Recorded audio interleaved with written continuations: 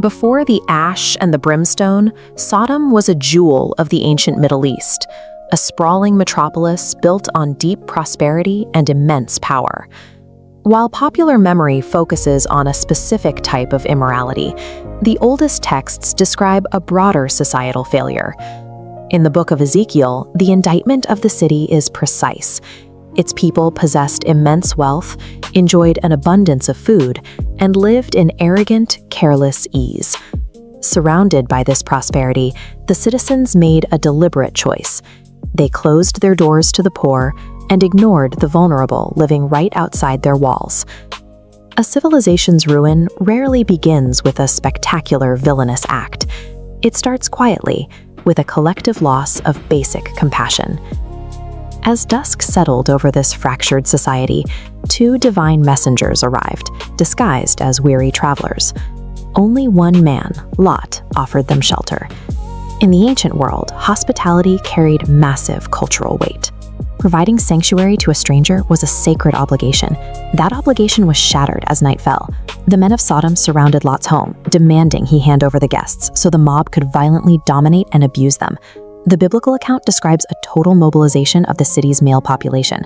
From the youngest to the oldest, the residents stood unified in their demand. This assault on the vulnerable stranger served as a final metric of their society. By choosing violent cruelty over the sacred duty of sanctuary, the city proved its rot was complete.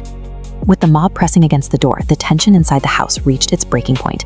Lot had to act to stop the violence. His solution is one of the most chilling moments in the text. To shield his hidden guests, Lot offered his two virgin daughters to the violent crowd outside. This decision poses a severe ethical problem. Lot is presented as the only man righteous enough to survive the coming purge, yet he readily sacrifices his own children to a mob.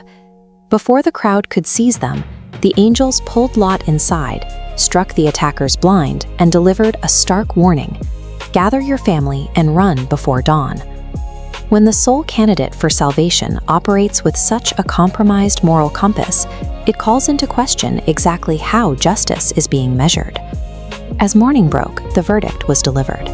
A violent downpour of burning sulfur fell from the sky, instantly incinerating the city's walls and thoroughfares. The destruction was total. The flames eradicated the guilty mob, but they also consumed the children, the livestock, and every trace of vegetation. The escaping family was given one strict directive: run for the mountains and do not look back at the devastation. Lot's wife looked back at the flames.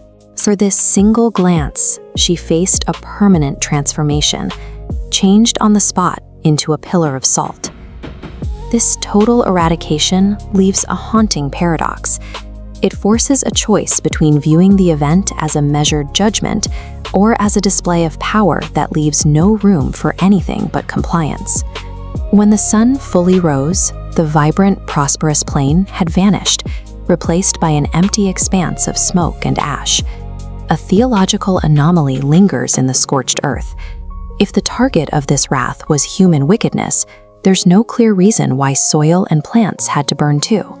The survivors fled to a dark, isolated mountain cave, consumed by fear that the rest of the world had met the same fiery end. Trapped in that paranoia, the daughters decided to intoxicate their father and conceive children with him. The moral decay of the city survived the fire. Physical escape did not equal salvation. Sparing Lot's family failed to preserve any true righteousness, making the scale of the prior destruction feel entirely futile. This ancient Greek papyrus contains a text outside the standard biblical canon. The forbidden paraphrase of Shem recounts these events from a perspective that contradicts the traditional narrative.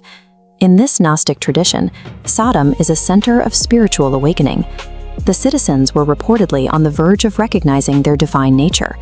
This enlightenment threatened the demiurge, a tyrannical creator who requires human ignorance to maintain his control over the material world. In this hidden history, the fire from the sky serves as a weapon of suppression. The goal was to extinguish a localized enlightenment before it could spread and destabilize the established order. We are left to choose how to read the ashes. Is this a straightforward historical warning about the limits of societal decay, or an allegory about the forces that demand blind submission?